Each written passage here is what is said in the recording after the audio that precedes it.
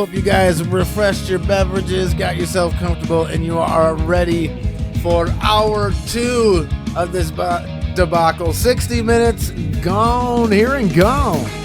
Talked a little MLB.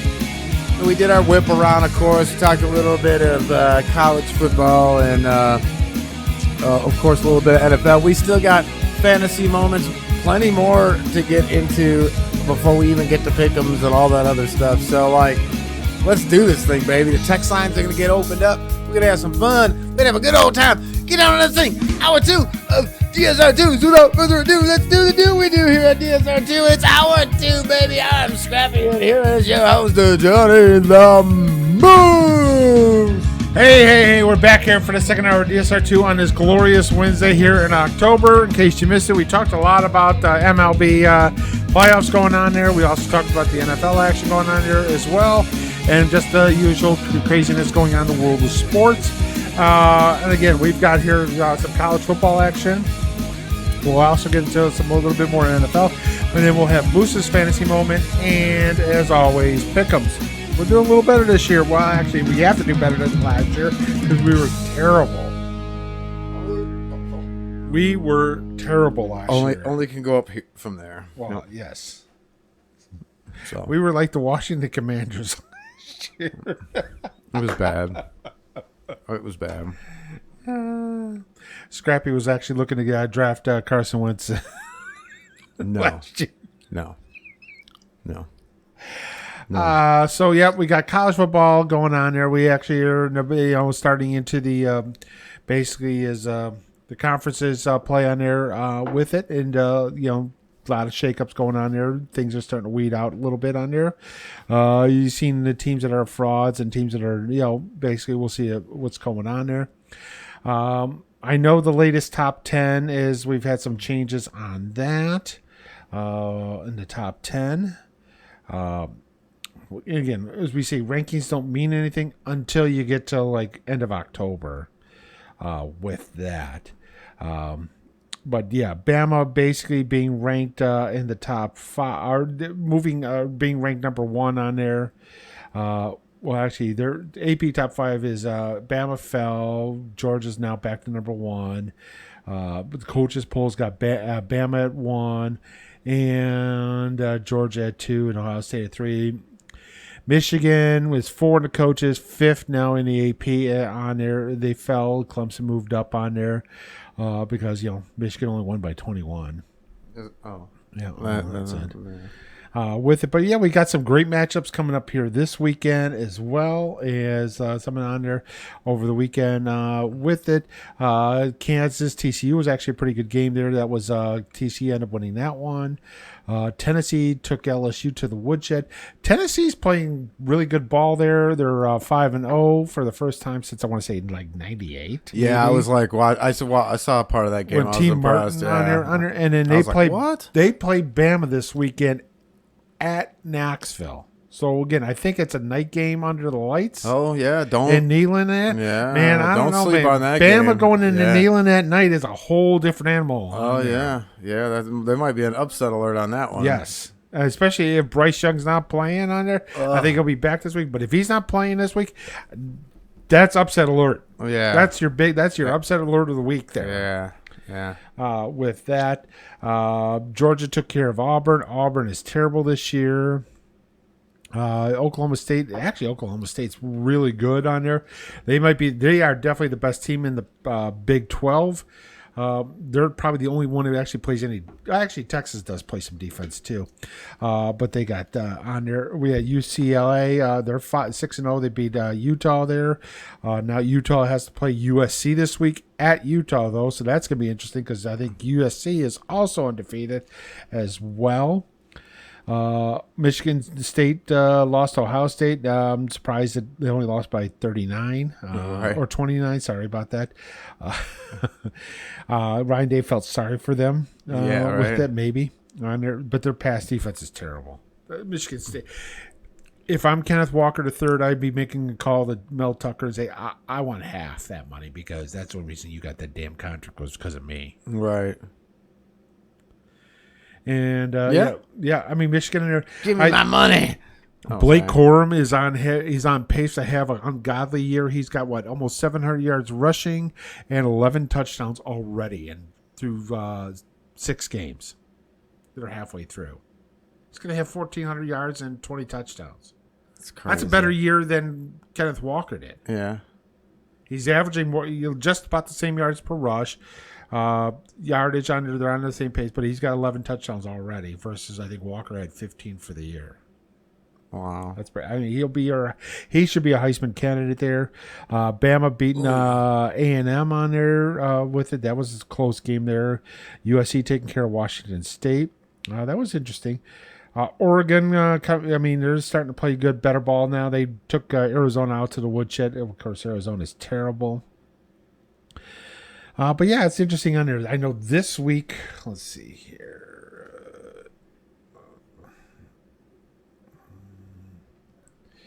We're going to get it. You know what? Let's go to the ESPN for the...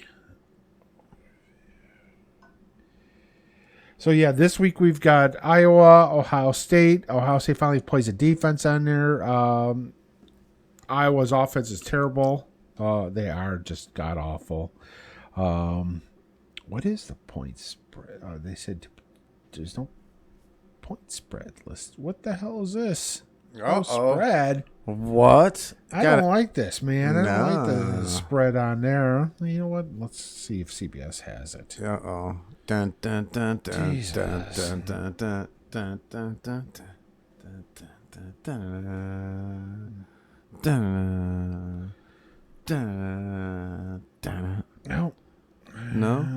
Why do they not have that? This is like the degenerate gambling network everywhere in the world. There's because they go all the way up till fucking Tuesday. And I was like, geez, here. There's a calendar. I don't know why I did that. There we go. All right. I got it on there. Top 25.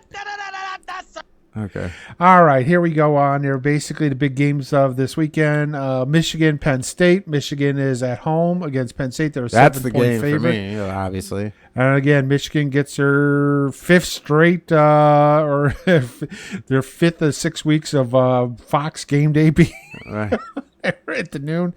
Illinois, Minnesota. That's going to be another good game too. Illinois is 5-1, ranked 24th in the country. Minnesota is 4-1. They're not ranked. They're favored by 6.5 points against Illinois on there. That's going to be another good game as well.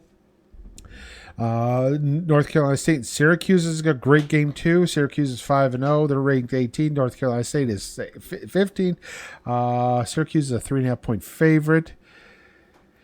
No, that's not a good game. That's Georgia and Vanderbilt. It's terrible. Iowa State, Texas, Oklahoma State, TCU is another matchup. 8 versus 13. TCU is a 4-point favorite. I'd almost take Oklahoma State on that one. I like that. And then we got Alabama. I know is playing Tennessee. Damn it! It's not a nighttime. It's a 3:30 game. Damn it, CBS! You need to move this to 7:30. It needs to be a little private. Tennessee is 7-point dog at home. Clemson versus Florida State. That's a nice one on there. USC Utah is a great. I mean, there's some great matchups. Yeah, that's good. Yeah. Don't bother me on Saturday. I'm watching college football. Yeah. I gotta set up multiple TVs. Damn it.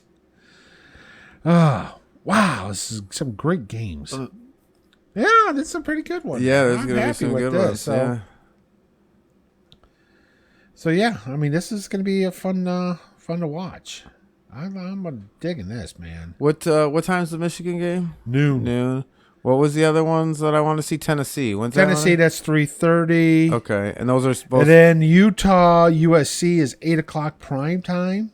Okay, where's Michigan is on Fox. Okay. Alabama, Tennessee's on CBS. Okay. And USC, Utah is also on Fox. Okay, cool.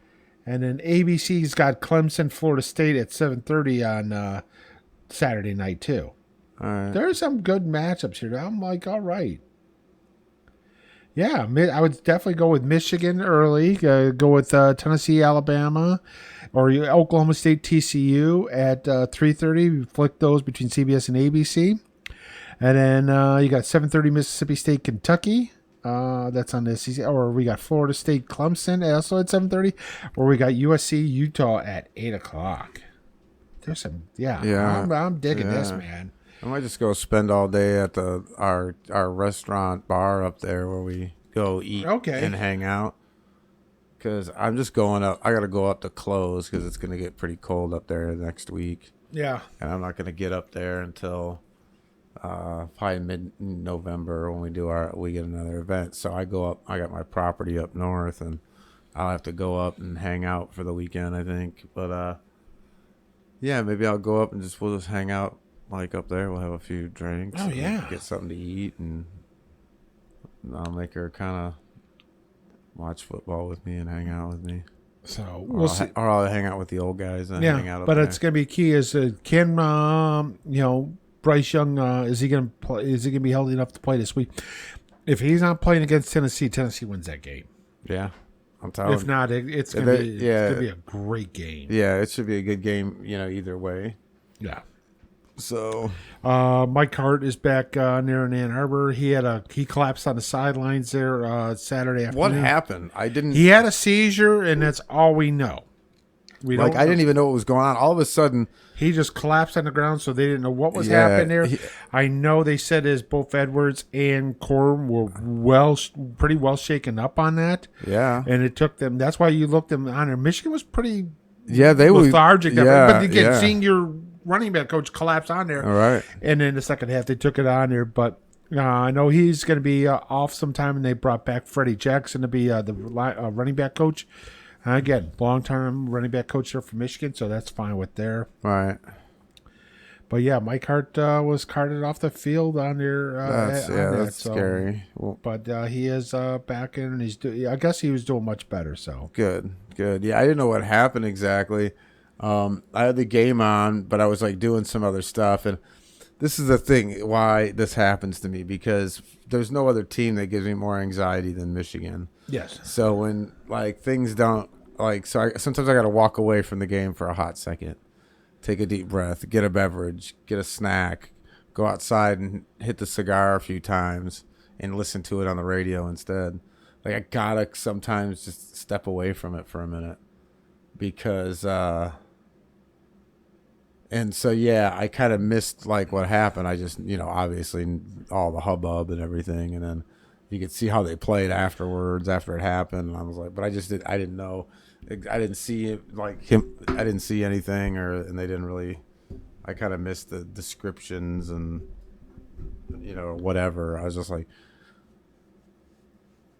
so I didn't really hear anything, to be honest, jeez, that's, like I said, it's a scary thing. Especially if you've never been around a seizure or anything like that, it could be pretty scary for the people not around, not just the person obviously inflicted. But I'm glad to hear he's doing better. Yep. So we're talking on there is Penn State and Michigan on there. Somebody goes, Penn State. I'm like, it's still James Franklin. He's still a boob.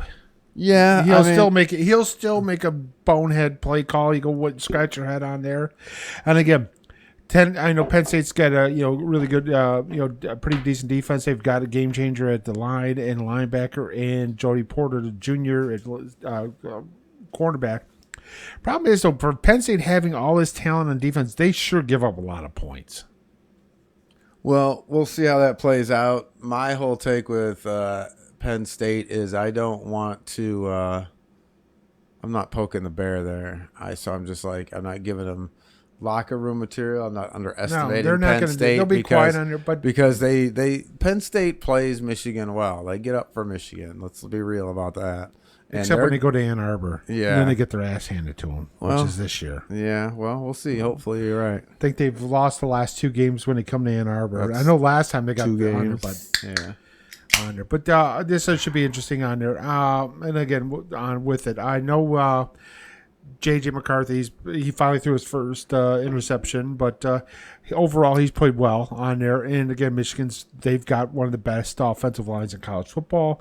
And again, they're probably one of the more balanced teams out there that can run it and pass it. They're not one-sided. Sure.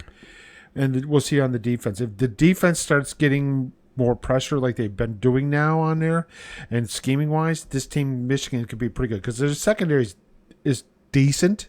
And now that they're getting the pressure on there, makes the secondary that much better. So Michigan State on there, dude, and I know Sparty's going to be out there and say, well, you're 0-2 against Mel Tucker. Dude, this year you go to Ann Arbor, or you come down to Ann Arbor, you're getting your ass handed to you. Yeah, that pass defense is the worst I've ever seen. Right. It is terrible. And of course, when they played Ohio State and having Marvin Harrison Jr. make some of these catches, I'm like, how did he catch that ball? Oh, yeah. That one catch where he just kind of just under and he kept his. I'm like, how did you catch the ball? Yeah. He's a bigger, faster version of his dad. Yeah. Yeah, he could be a good player here. The potential is there. The ceiling is high. Yes. Yeah. You still got to work on it before you catch me there. And, on there, youngster. You got that? Mm-mm. So where we go? Let's see here. What's going on there? It's still 0-0. 1-0 Braves over the Phillies in the bottom of the sixth. Dodgers are up 2-1, bottom of the second against the Padres. Okay. Against the Friars. The Friars. But and we got basketball. I think basketball starts next week, doesn't it? They're playing their preseason. Their preseason games. I think the regular now. season starts like the end of next week. Yeah, I think we're getting right there. So there's lots of NBA talk because, I mean, let's be honest. Like, where are some of these teams going to be? Brooklyn's compelling. Is there going to be some movement there? Yeah, I'm excited. Zion, man. See what happens when you basically lay off the damn quarter pounders with cheese? I mean, if this is how he's going to, if he can keep on this trajectory, I mean, I know he had those injuries and a lot of that stuff when you have foot and ankle and leg or lower, we just call them lower body injuries. Yeah. It's hard to do anything. So if you're a bigger guy, it's easy to put weight on. I get all of that. I get getting out of shape can be, but like, you are a professional athlete. Like, nothing else should be said. When you are physically capable, first off, you should have a nutritionist. You make enough money. So you should, for first and foremost, you should be eating well. So even if you can't work out like you'd want to, you should still have somebody that's saying, okay, this is what you should be eating, and these are the portions you'll need, and this is what your diet will be while you're inactive because you can't get up. Like when I broke my foot, it's 6 weeks and you're not doing anything. No. Your foot's got to be above your fucking heart. Right, you put any, you got like a stress fracture or broken foot. Any pressure just re-breaks that. Yeah, until it's fully healed. So you gotta just, there's nothing you can do. So you got a big guy like that, and he's just sitting around. But I mean, he does make enough money that he should have a nutritionist. Whatever he did a good job because he looks pretty. That's the best I've seen him since he entered the NBA. Yeah, So we'll look on that. We'll see about our Pistons. How our Pistons going on there? I like a lot of them. Jaden Ivey is fast. Yeah, up and down the court. I mean, this is be like, holy crap. Yeah, I like some of the moves that they made and some of the Duran. Now Marvin Bagley's out for 3 to 4 weeks with a foot injury or ankle injury on it. Good news is we do have Isaiah Stewart, and we do have Duran, the kid they moved up to draft under, who's played really well at center there as a rookie-wise. Yeah. So he's big enough on there. So, it's going to be interesting with that. So I definitely like it. In the coming weeks, we'll dig a little deeper. But that's why I said, man, these next few weeks here of October and into early November, man, these are the best weeks of sports for me because you got a little bit of everything. So,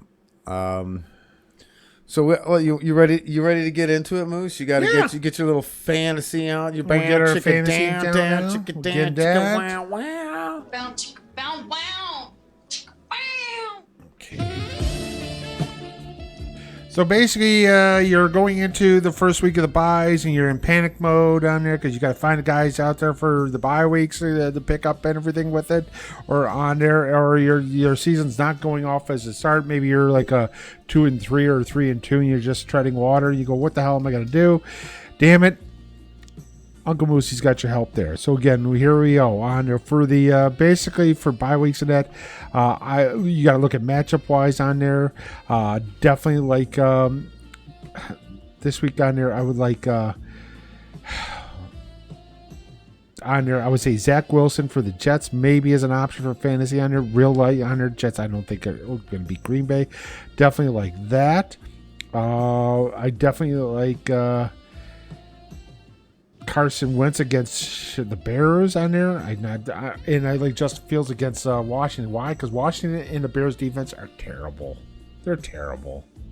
They're just god awful. All right, so you basically you're looking at running back wise on there.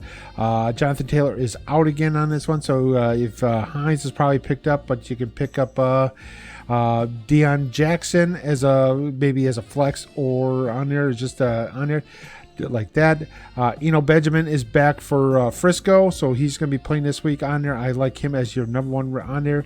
And also like Darrell Williams for Arizona on there as well. For receiver-wise, you got a little bit more option on there. Rondale Moore for Arizona I like this week. And Tyler Boyd still. Garrett Wilson for the Jets, believe it or not. I do like him. And with that from Ohio State. And Rashad Bateman from Baltimore. I like the matchup. So, tight end wise, I would go with Irv Smith for the Vikings on there. Dallas Knox is supposed to be back this week for Buffalo, so like that. And Mo Alley Cox for Indianapolis on there. Some reason that's one scrapping on there. And then if you need a kicker, don't even talk to me. That's Mo Alley Cox. Mo Alley Cox. That's the best name ever. Mo Alley Cox. Of course, I'm a juvenile. I had 2 customers in a row back to back, and one's last name was Seymour, and the other one's last name was Dix. And I lost my fucking mind. Because you're a child. Because I'm a 9-year-old. All right, defensive wise on there, and again on there, you'll probably look at me on there.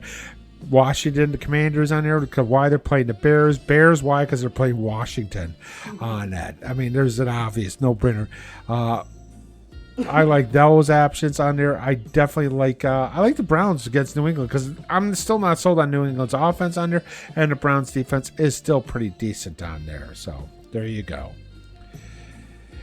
The fantasy moment. Our fantasy moment. So I think last week, you went